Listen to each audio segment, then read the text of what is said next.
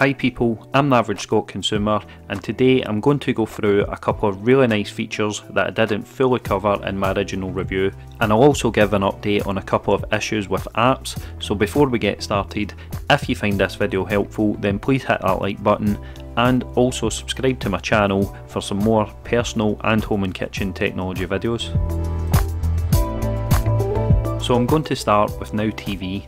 Now this app is available to download and it shows on your app menu, but when you click into it, it doesn't work and it comes up with a message saying the device is not supported. The fact that you can download it makes it even more frustrating when it doesn't work, and I've contacted Now TV support and they've basically given me a general answer saying to keep an eye on the compatible devices list, and that doesn't really help anybody, so it's just a case of waiting to see what happens. Another app that still hasn't released as of recording is the mobile phone app for the Humax Aura box. Now this is a main feature of the box because it allows you to watch live TV and your recordings on the go, and that's a really great feature, but at the moment it's still not available. It might be because of the situation in the world at the minute, but we still have to wait.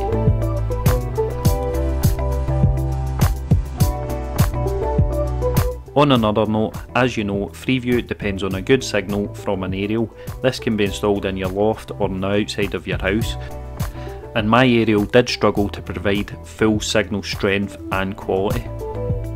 So I ended up getting this LabGear aerial amplifier, which works really well, and it was only £20, and it really did help boost the signal and the quality of the Freeview channels. So in my original review we did go over the Chromecast feature and this works really well. However, another Google feature we didn't go over was the Google Assistant feature, and after using it quite a lot I found that it works really well and it's really quick and responsive, especially for somebody with such a strong accent such as myself. As you'll see here, it picks your question up really quickly and gives you an answer, and to use it you press the Google Assistant button at the top left hand corner and then speak into the microphone at the top of the remote. What's the weather like in Glasgow?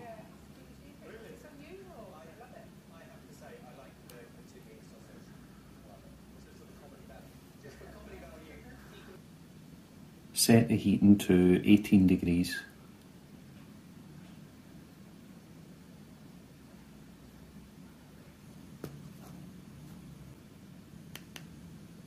Open BT Sport.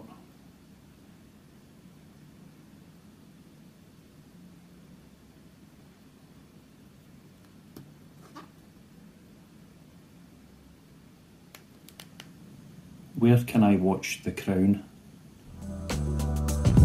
So I asked about The Crown there, and obviously that's a Netflix show, and it flashed up the Crown picture with the Netflix logo, and then super quickly it reverted back and said it wasn't available to watch or it can't be played. And this is another main issue where we don't have the Netflix app.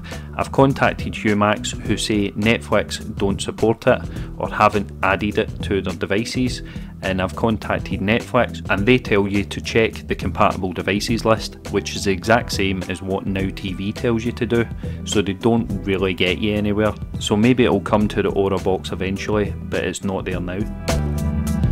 Another feature I want to touch on is Top Picks. It brings together all the best shows from the different channels into the one place so that you've always got something to watch. As well as what's coming up on live TV, it'll let you watch the best shows on demand and box sets. For example, Peaky Blinders here, which is one of the best shows. So how it works is that whenever you select a show, it will then take you to the on-demand streaming player that show comes from. So it might be BBC iPlayer or All4 or ITV Hub, but it's great that all these can be put into the same place so that you've got a great selection of shows. And in the box set section you can then narrow it down further into the different genres, for example comedy, dramas, documentaries.